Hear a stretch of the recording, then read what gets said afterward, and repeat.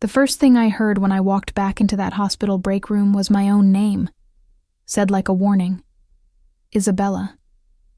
It came from Dr. Reyes, my supervisor, and the way she said it made me stop mid-step. Not the usual tone she used when I'd forgotten to chart something or clocked in 3 minutes late. This was different, tighter, like she was afraid of something she hadn't told me yet.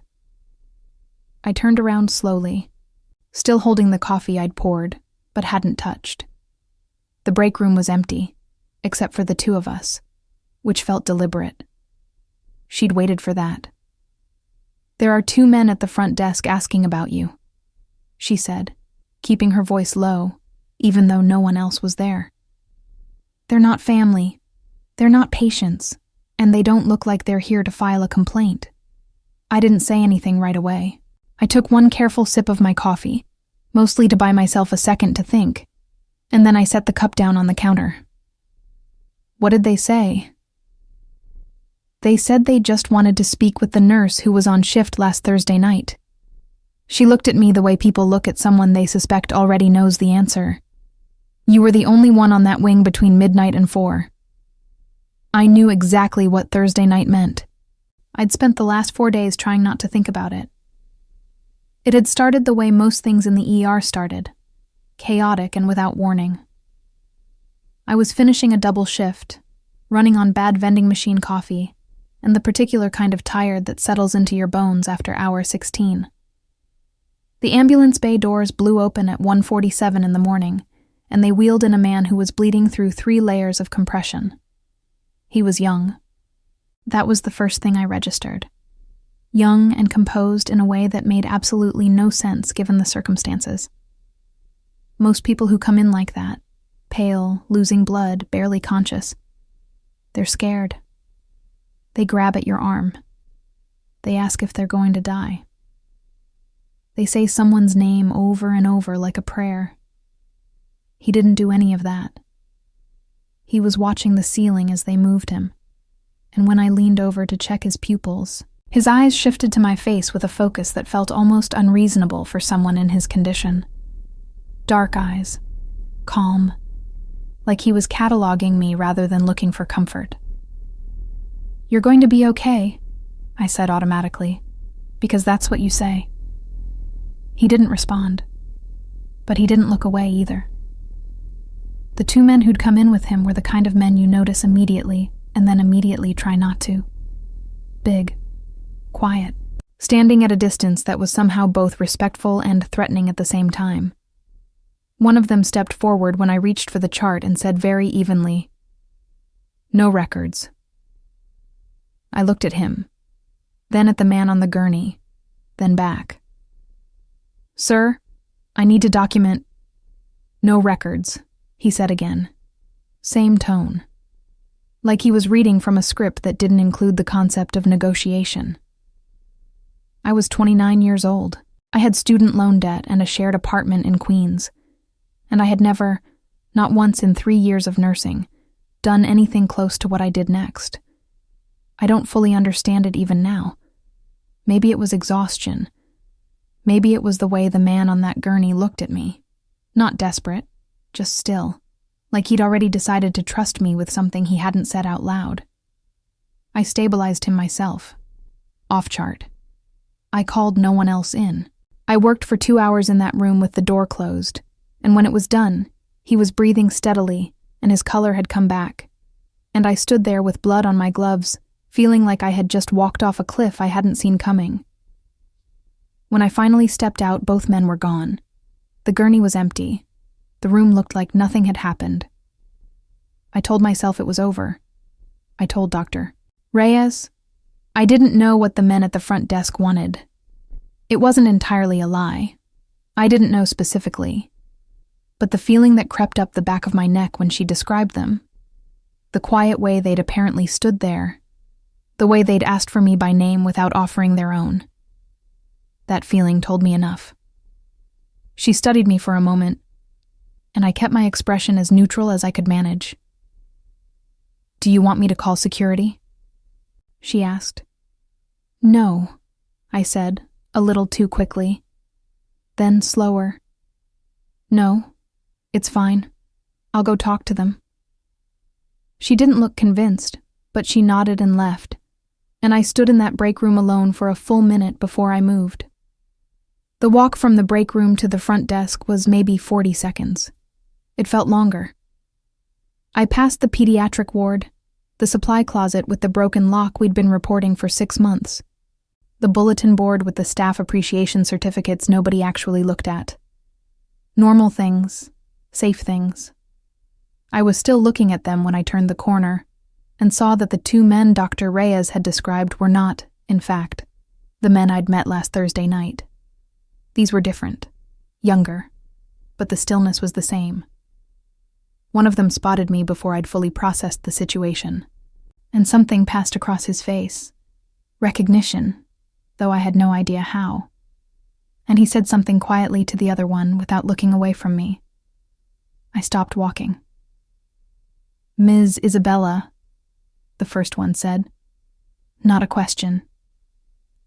"Mr. Kwan would like to speak with you." I didn't know who Mr. Kwan was. The name landed without context, but the way he said it, like it should have been enough, like names like that came preloaded with meaning, made my stomach drop about 3 inches. "I don't know anyone by that name," I said. The man nodded, slowly, like that was an answer he'd expected. "He knows you," he said. "He'd like to thank you in person." The fluorescent lights hummed above us. Somewhere down the hall, a monitor beeped in its steady, indifferent rhythm. 2 nurses walked past behind me, laughing at something, completely unaware that I was standing there feeling the floor tilt slightly under my feet. "I'm on shift," I said. "We'll wait," he replied. And that was it. No threat, no pressure beyond the simple, immovable fact of their presence. They weren't blocking the door. They weren't raising their voices. They were just there, patient in the particular way that people are patient when they already know how something ends. I turned around and walked back toward the break room, and I told myself I was going to pick up my coffee, finish my shift, and let this dissolve on its own. But even as I thought it, I knew. Some things don't dissolve. Some things wait.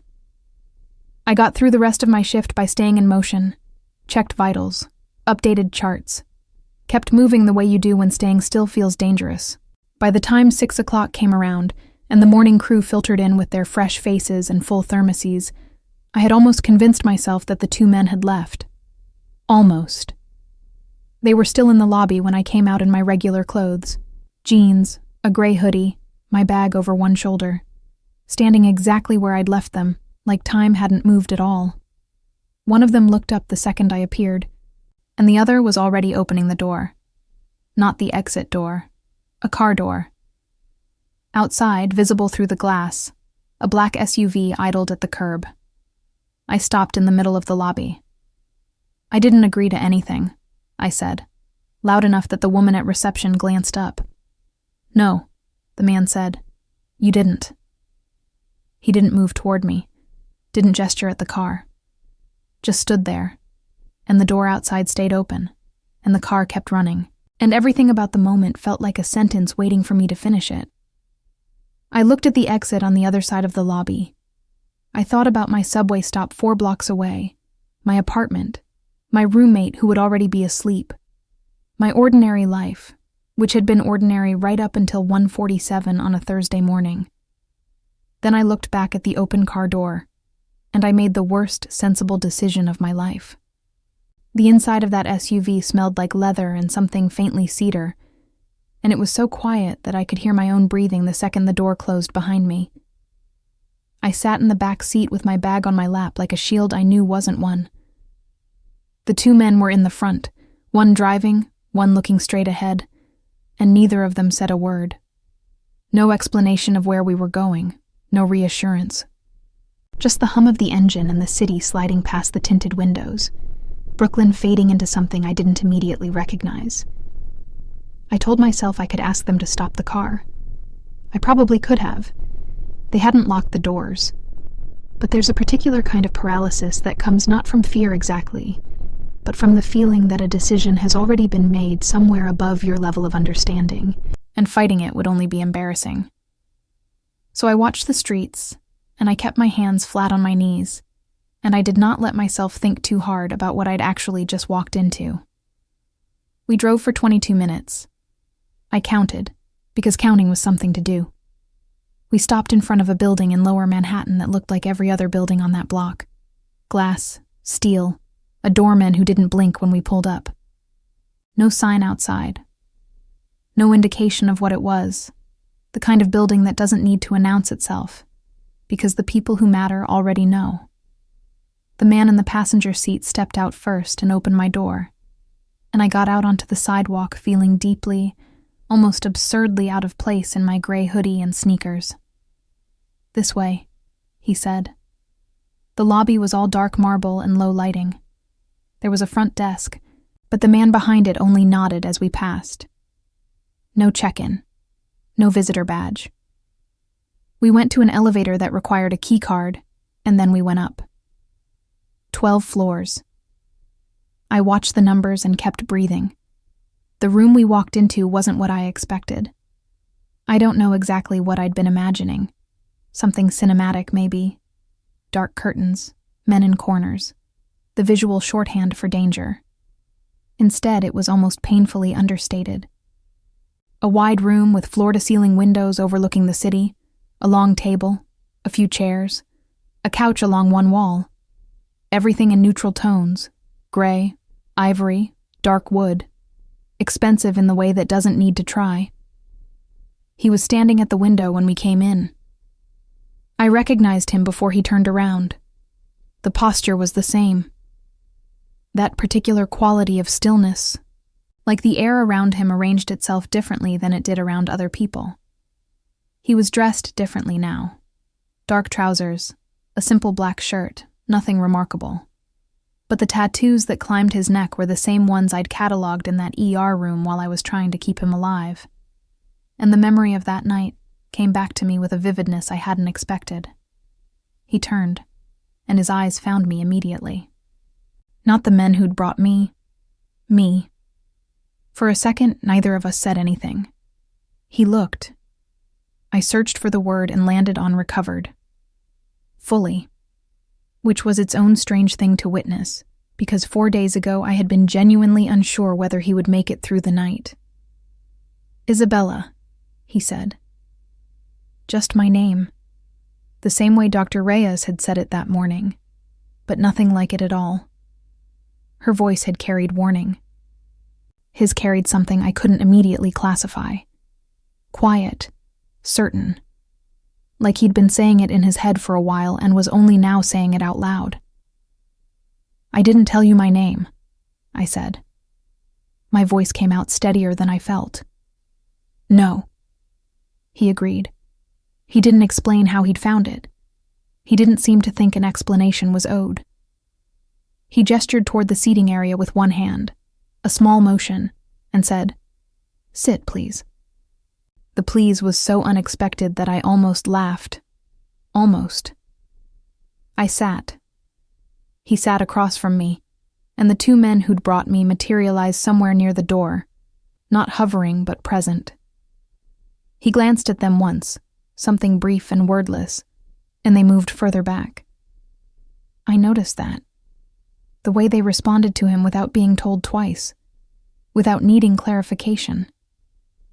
"You saved my life," he said when he looked back at me. "I did my job," I said automatically. Something shifted in his expression. Not quite a smile, more like the idea of one, contained before it fully formed. "You did considerably more than your job," he said. "Off the record. Alone. At significant risk to your license." I didn't answer that, because there wasn't a clean answer. He was right, and we both knew it, and saying so felt like admitting something I wasn't ready to admit. "I wanted to thank you," he said. "You sent 2 men to my workplace," I said. "I did. That's not a normal way to say thank you." He looked at me without any apparent embarrassment. "No," he said simply. "It isn't." His name, I learned, was Seung-ho Kwon. He didn't offer a last name first. It was Seung-ho, said with the quiet assumption that it would mean something to me. When I didn't react the way he perhaps expected, he watched me for a moment with something that might have been curiosity. I'd heard the name Kwon before, peripherally. The way you hear things when you work night shifts in a New York City emergency room, and occasionally people come in with injuries that don't match their explanations. Fragments. Whispers between staff. Nothing I'd ever attached a face to. Now I had a face.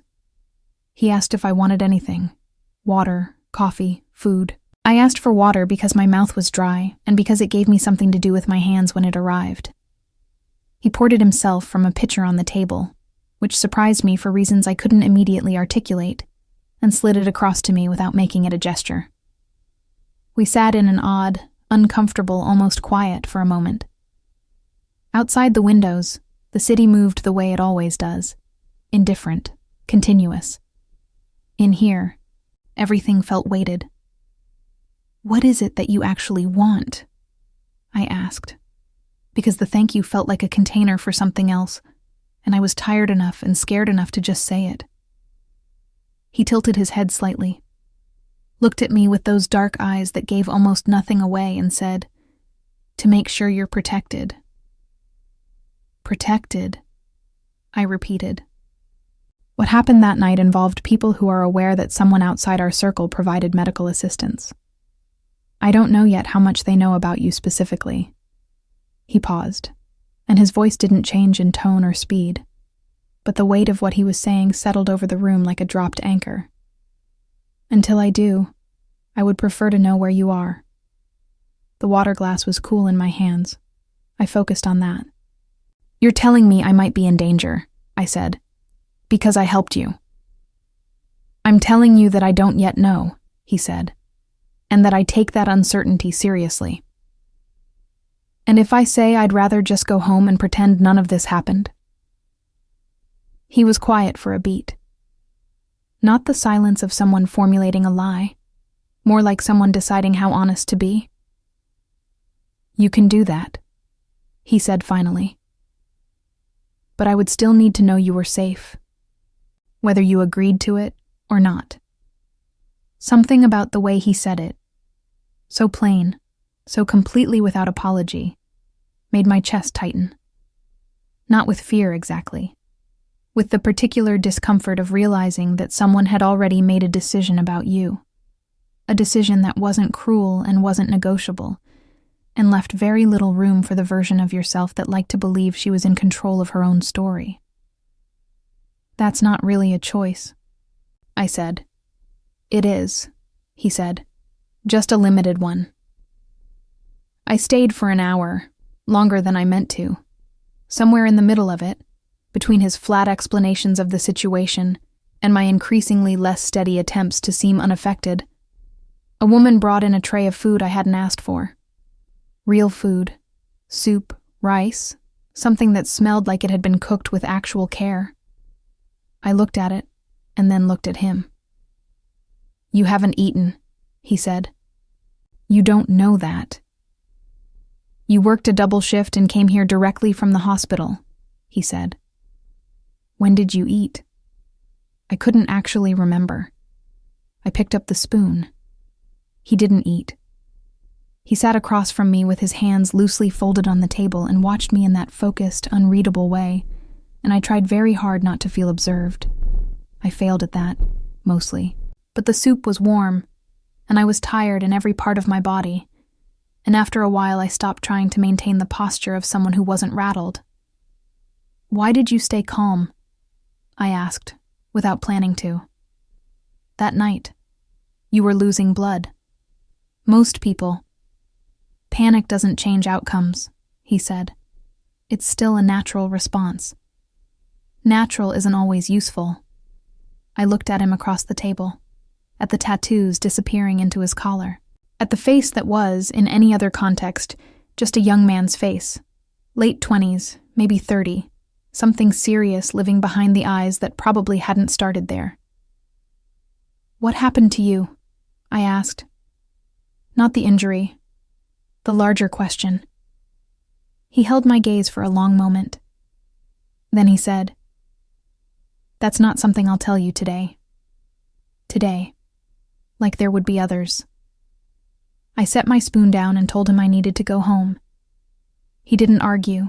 He stood when I stood, which I hadn't expected, and one of the men near the door was already moving toward the elevator. At the door, I stopped and turned back. "I don't want anyone following me," I said. Seung-ho looked at me steadily. "Get home safe, Isabella," he said. It wasn't a yes. It wasn't a no. It was the kind of answer that understood itself to be final and didn't feel the need to defend itself. And I walked into that elevator with the distinct and unsettling feeling that I had just agreed to something without ever signing anything.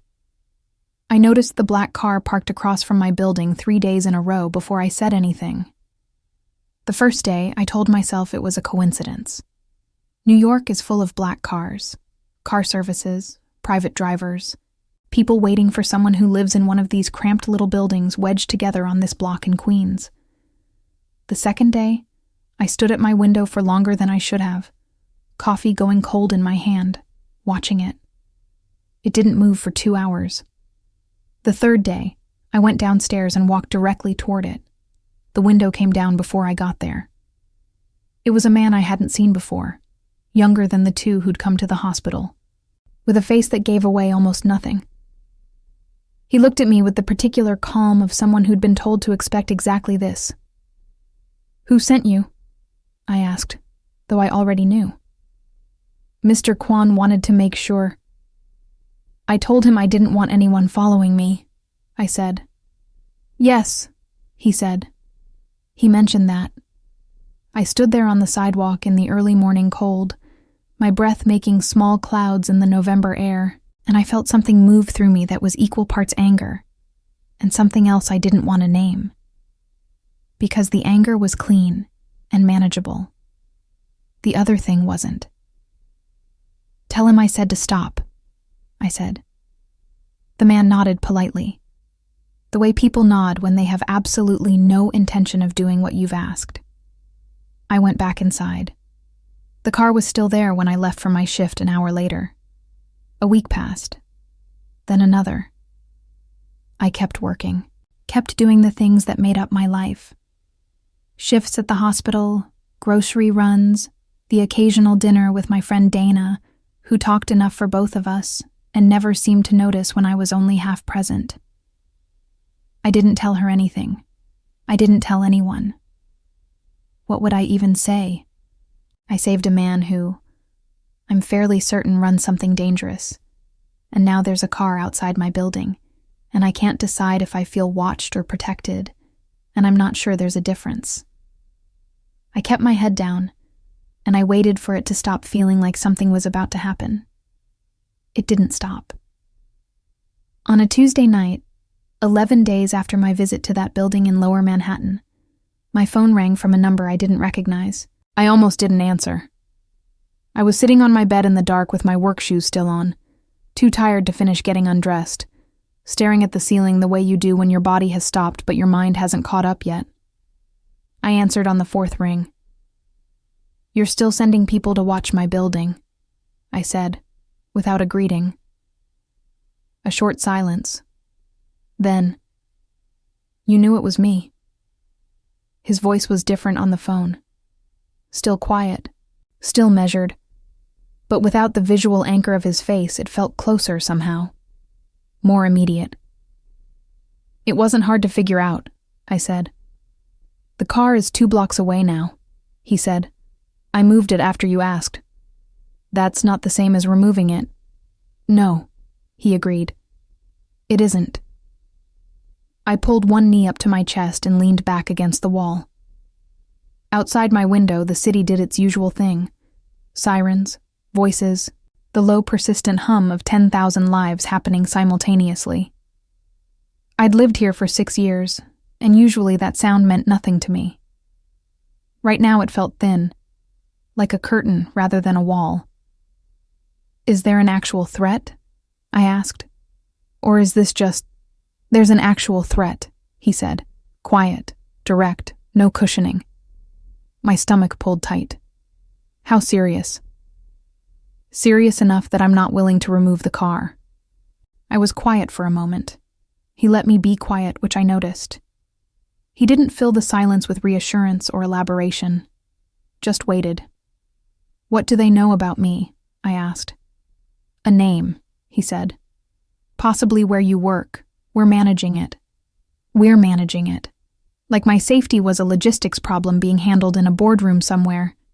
I should have found that cold. Part of me did. But a larger part, the part that had been waking up at 3 a.m. and checking the locks twice, heard we're managing it, and felt something release slightly in my chest. Okay, I said.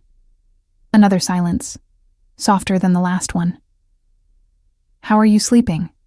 He asked. The question was so unexpected that I almost laughed. Why do you ask? Because you answered on the 4th ring, and you sound like someone who hasn't been sleeping well. I looked at the ceiling. I'm fine, I said, which was not really an answer, and I suspected he knew that. Isabella, he said, and the way he said my name, not like a warning, not like a command, just like a word he'd chosen carefully, made me close my eyes for a second.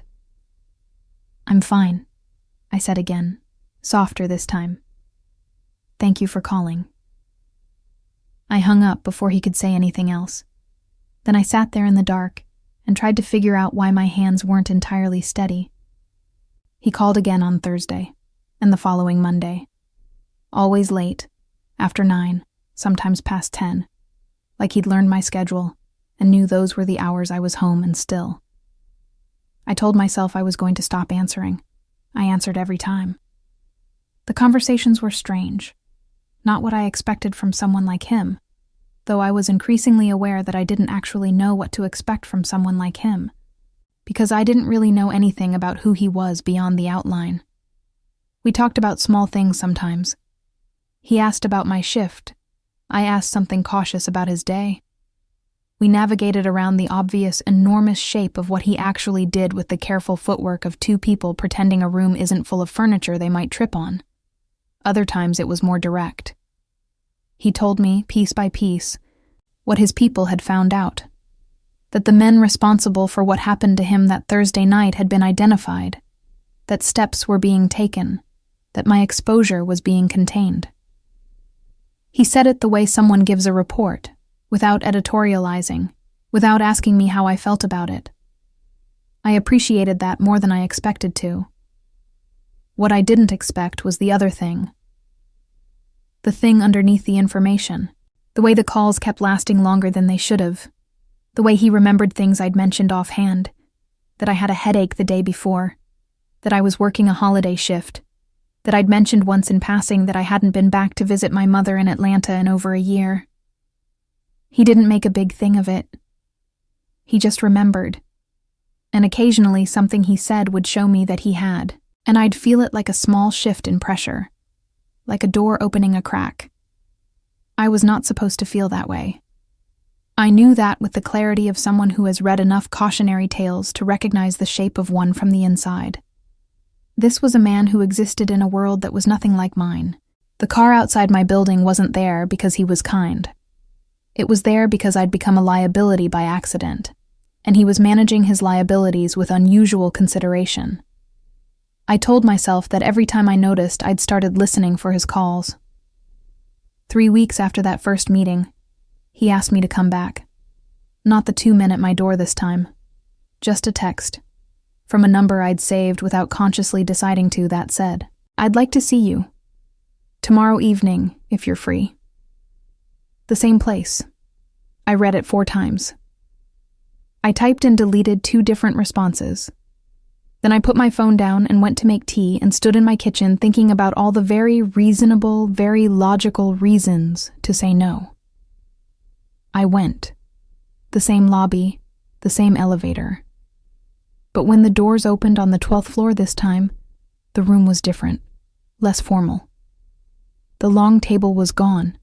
Or maybe we were in a different space, because this one had a couch and low lighting, and the city spread out behind the glass like something designed to make you feel simultaneously very small and very present.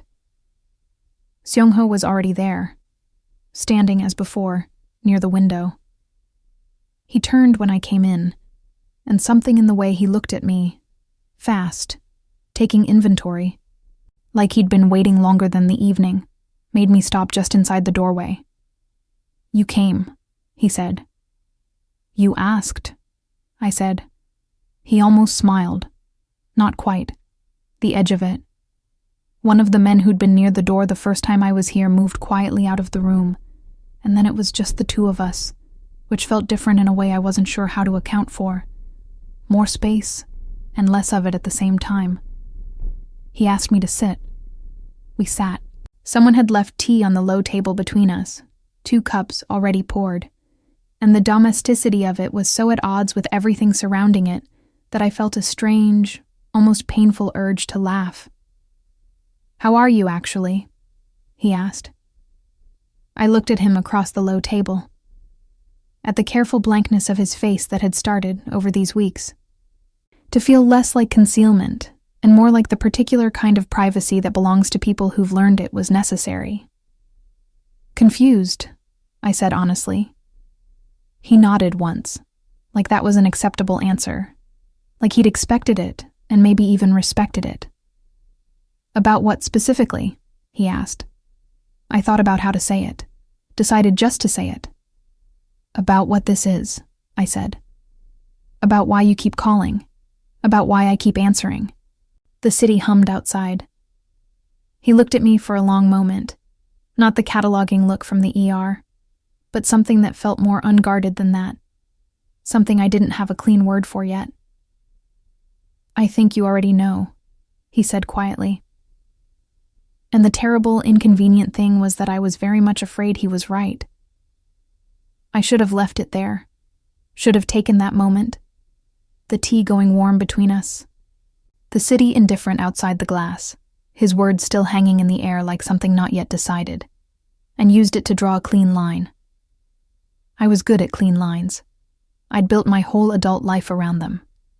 You work hard, you pay your bills, you don't get involved in things that are bigger than you. I stayed for 3 hours. We didn't talk about what he'd said. Not directly. It was like we'd both agreed, without saying so, to move around it carefully and let it exist in the room without forcing it into a shape it wasn't ready for. He told me things about himself, small things, chosen carefully. That he'd come to the United States when he was 19. That he'd lived in Los Angeles first, then Chicago, then New York, always following something he described only as necessity. That he hadn't spoken to his mother in 4 years, and the way he said it, flat, with no visible wound, told me more about what that cost him than any elaboration would have. I told him about Atlanta, about my mother's house with the yellow kitchen, and the way she still called me Bella, even though I'd been asking her to stop since I was 12. About choosing nursing not because I'd always dreamed of it, but because I needed something that mattered, and I hadn't trusted myself to find meaning in anything abstract.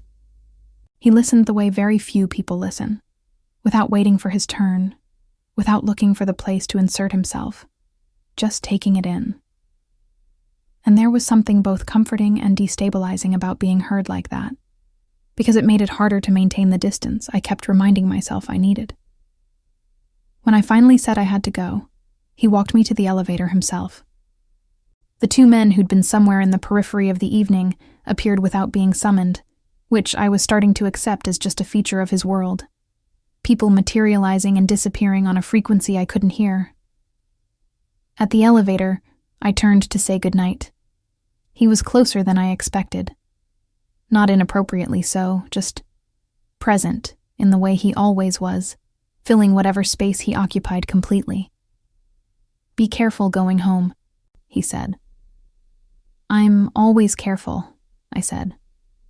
He looked at me for a moment with those dark eyes that I'd stopped trying to read and started trying to just accept. "I know," he said. "I'd still like you to be." The elevator doors opened. I got in. I watched him watch me until the doors closed, and I stood in that small mirrored box for 12 floors, telling myself very firmly that I was not in trouble. I was absolutely in trouble. It was Dana who noticed first. We were at a diner near her apartment on a Saturday afternoon, the kind of place with sticky laminated menus and coffee that arrives before you ask for it, and she was in the middle of telling me something about her landlord when she stopped and pointed her fork at me. "Okay, who is he?" I looked up from my eggs. "What? You've checked your phone 4 times since we sat down, and you have a look on your face that I have not seen since Marcus in 2019, and Marcus, God rest that situationship, did not deserve that look." She tilted her head. "So? Who?"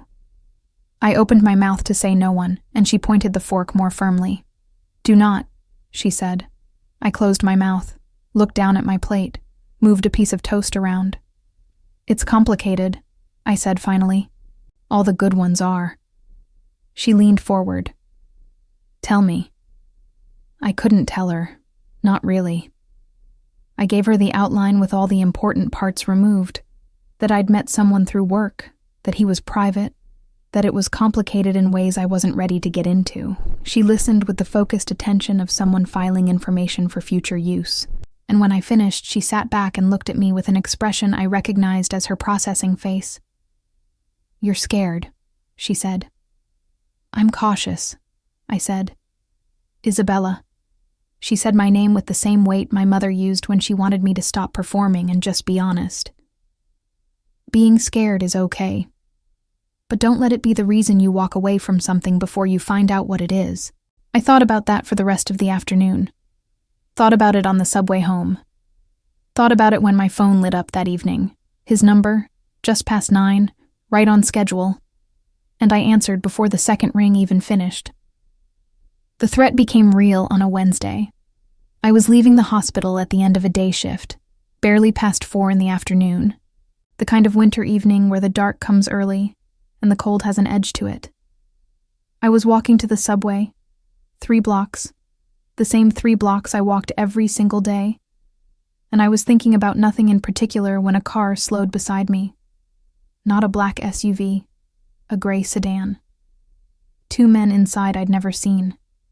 I kept walking. My heart rate shifted immediately, the way a body does when it registers danger before the mind catches up. The car kept pace. I didn't run. I turned the next corner and pulled out my phone and called the number I'd stored under a name I'd made deliberately unremarkable in my contacts. He picked up on the first ring. "Gray sedan," I said, and my voice came out surprisingly level. "Following me.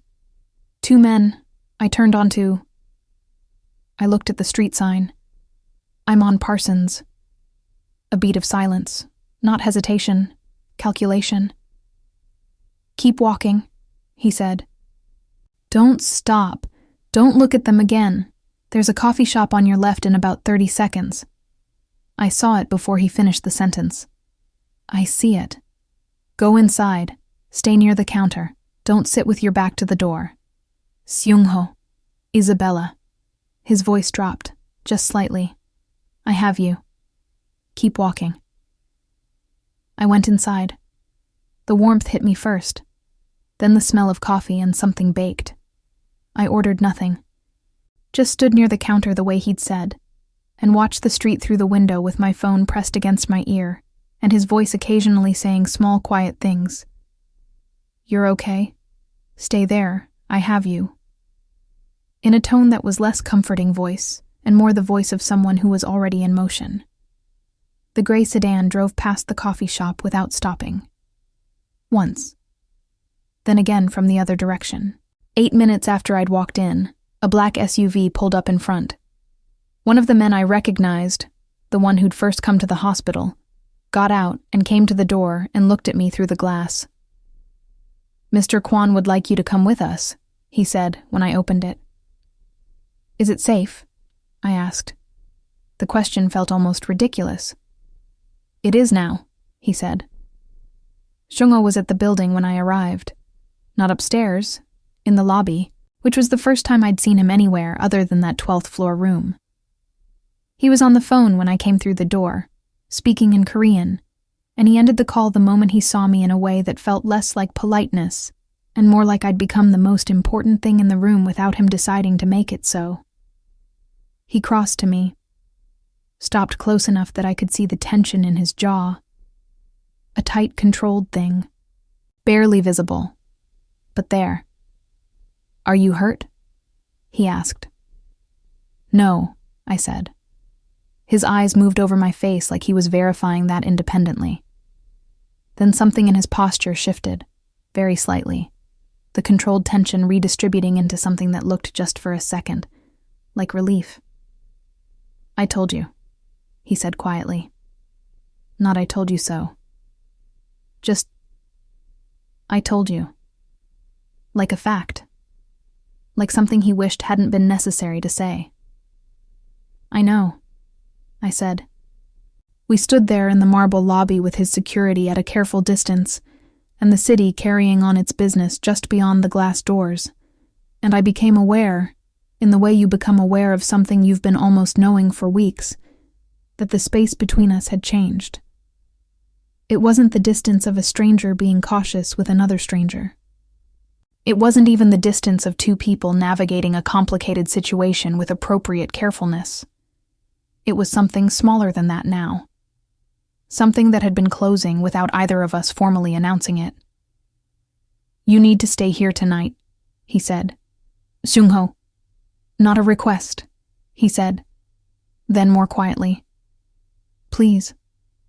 The please did the same thing it had done that very first day, weeks ago.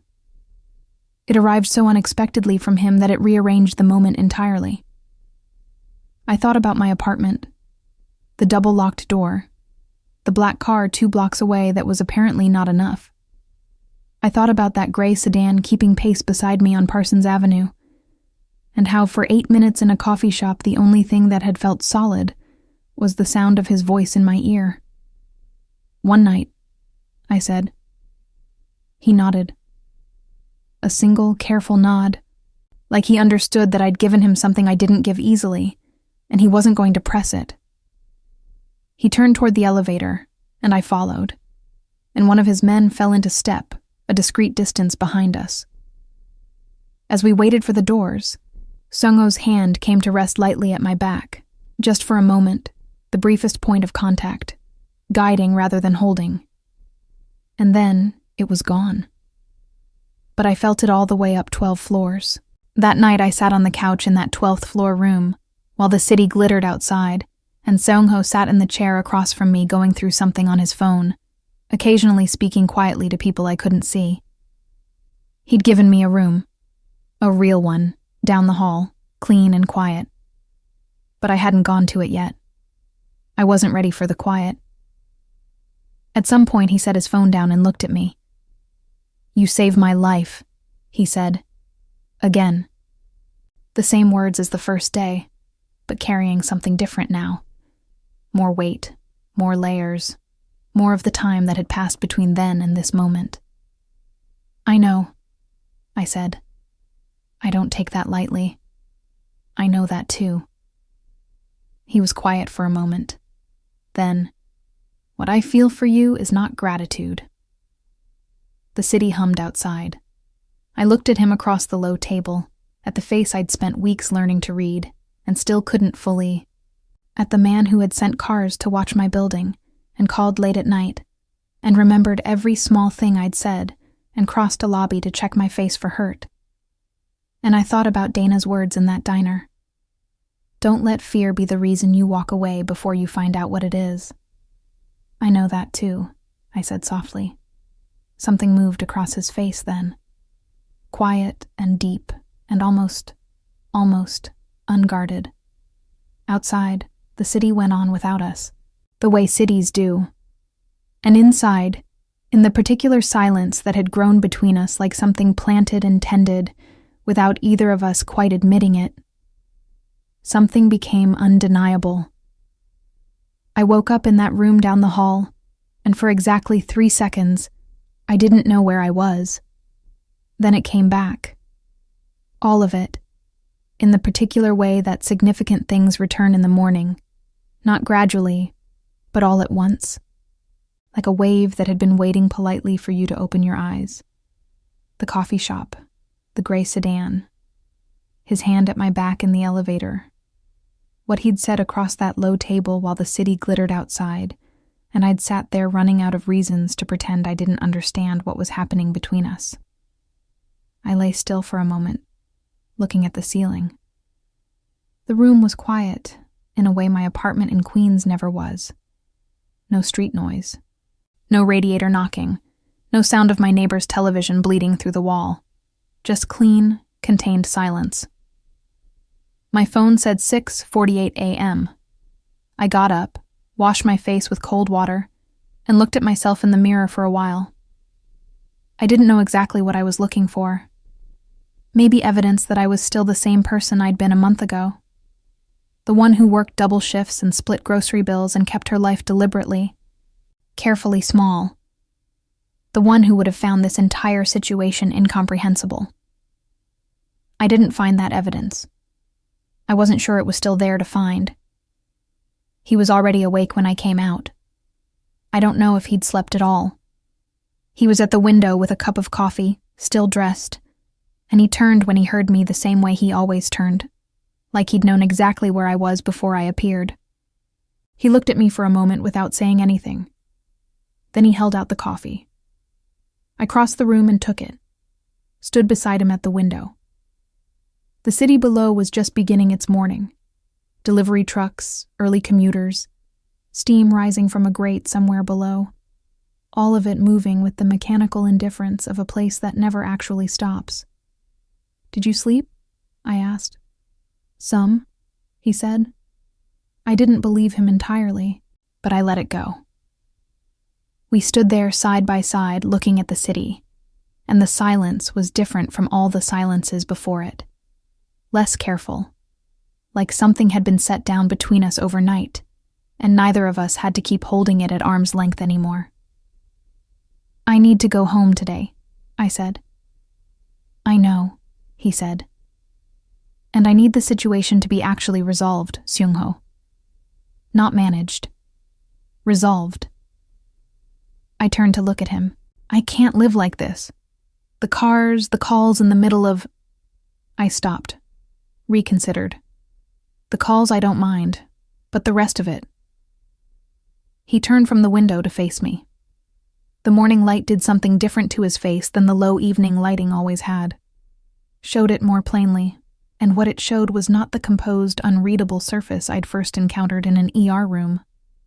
It showed someone who was tired in a way that had nothing to do with last night, and who was looking at me with something so direct, it was almost difficult to hold.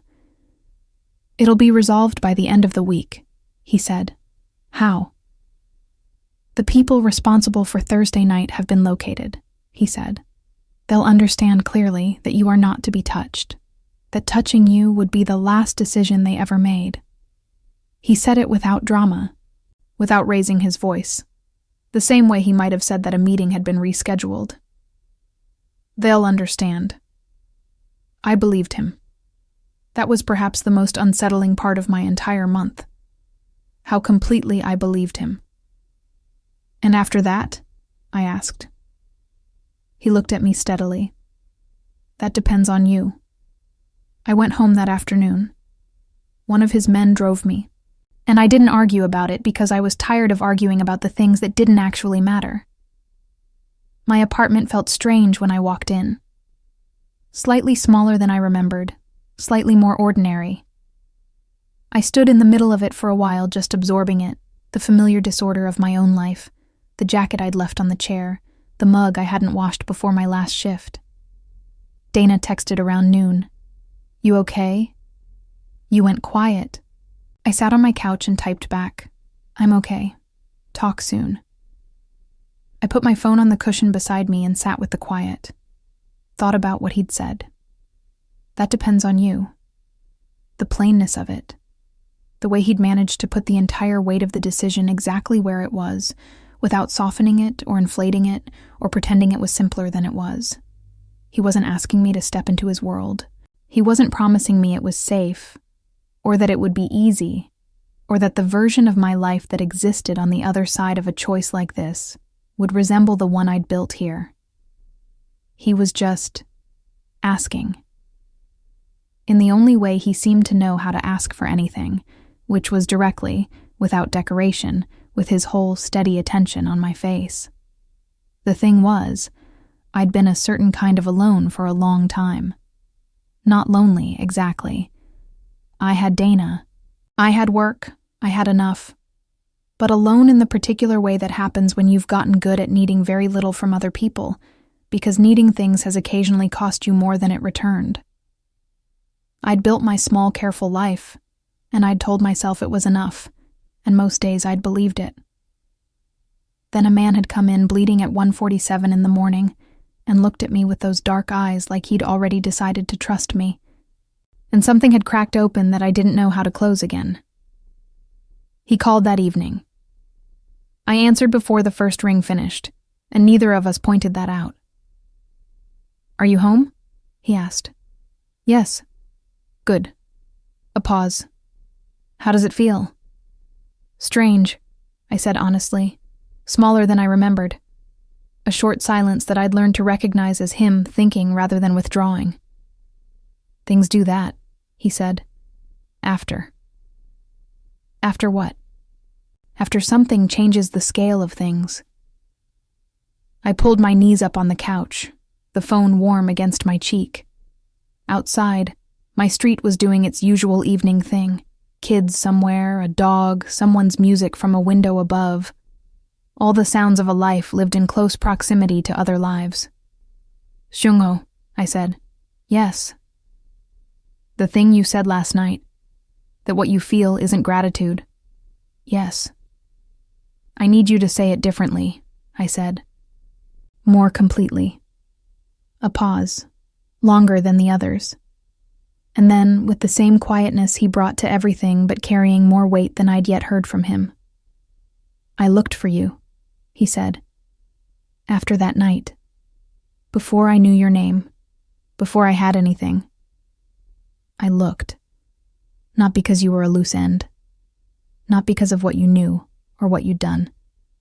He stopped. "Because I needed to know you were real. That someone like you actually existed. And when I found you, Another pause, like he was choosing each word with unusual care. I wasn't ready to let that go. I closed my eyes. My chest did something complicated. "I'm not an easy thing to choose," he said. "I know that. I'm not going to pretend otherwise." "No," I said. "You're not. But I would choose you," he said quietly. "Every time. Without thinking twice." The situation was resolved by Thursday. I didn't ask for details and he didn't offer them, and I'd made my peace with that particular dynamic. The understanding that there were rooms in his world I wouldn't be taken into, not because he was hiding himself from me, but because some doors existed to keep certain things from crossing in both directions. I could live with that. I was surprised to find how clearly I could live with that. What I couldn't live with, I discovered, was distance. He came to Queens on a Friday evening. Not his men. Him.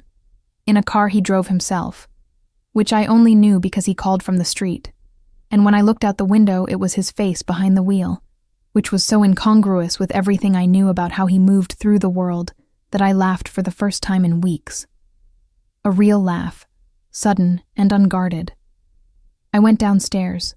He was leaning against the car with his hands in his coat pockets when I came out, and he looked up when the door opened and just looked at me. The way he'd looked at me from that gurney. Steady. Decided. "You drove yourself," I said. "I do know how," he said. "I didn't say you didn't." I stopped a few feet away. "Why?" He considered the question with the seriousness he brought to most things. "Because some things shouldn't be delegated," he said finally. I looked at him on my ordinary street, in front of my ordinary building, with the deli on the corner and the neighbor's cat watching us from a stoop and all the comfortable, unremarkable texture of my life surrounding him like a frame around something that didn't quite fit. And I thought, this is what it actually looks like. not the 12th floor with the city spread out like a promise. Not the marble lobby or the careful silences in expensive rooms. This. Him. Here, having driven himself across a bridge because some things shouldn't be delegated. I stepped forward, and I took his hand. Not dramatic. Not a declaration. Just my hand finding his in the cold November air. His fingers closing around mine with a steadiness that felt like something I'd been looking for without knowing I was looking. He didn't say anything. Neither did I. We stood there on my street while the city moved around us, unhurried, and I understood, fully, quietly, without any remaining confusion, that I was not the same person who had walked into that ER 3 years ago believing that keeping her life small was the same thing as keeping it safe. She had saved him on a Thursday night at 1:47 in the morning, and somewhere in the weeks that followed, without ceremony, without announcement, he had done the same for her. Not from the men in the gray sedan. Not from anything external. From the version of herself that had forgotten what it felt like to let something matter. His hand was warm in mine. Above us, the sky was doing its early winter thing. That particular shade of dark blue that appears for about 20 minutes before it goes fully black. And the streetlights had just come on. And everything was exactly as ordinary as it had always been, and nothing was the same at all. "Hungry?" I asked. He looked at me with the edge of that almost smile, the one I'd been collecting since the first day, the one he gave no one else. "Yes," he said. We walked. His hand stayed in mine. And for the first time in longer than I could honestly remember, I didn't think about what came next. I was just here. And here, finally, was enough.